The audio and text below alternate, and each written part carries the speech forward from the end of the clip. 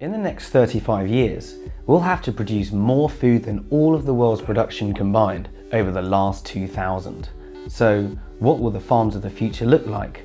Well, they're unlikely to look like this just yet, but many of the sci-fi looking elements are already on the way. Take automation.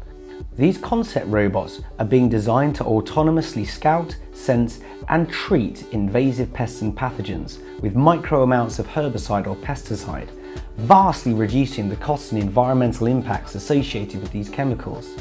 This is known as precision farming, and see here how the lasers on this tractor can detect the presence of weed to only treat affected areas. And this is the Ladybird rover, a working solar-powered prototype that conducts autonomous farm surveillance, mapping and weed detection. Drones are also tipped to play a big role in the farms of the future, like this octocopter at Rothamsted Research.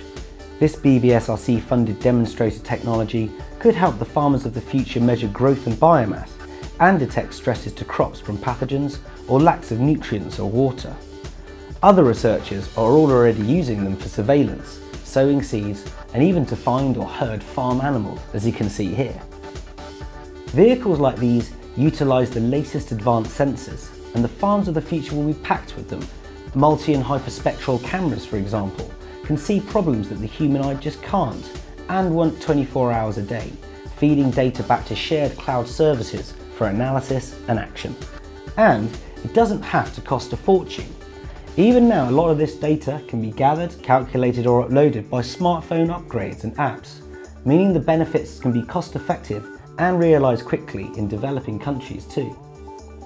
Tomorrow's global farms will therefore be key users of the Internet of Things, whereby vehicles and equipment can use GPS and Wi-Fi to talk to each other, connect with weather and pest forecasts. As for the farms themselves, the future farms might not all be on the ground, but under it instead, or integrated with factories, businesses and harnessing local energies and opportunities. The farms of the future will also make use of data from large-scale experiments, such as the BBSRC-funded Northwick Farm platform and the Scanalyzer.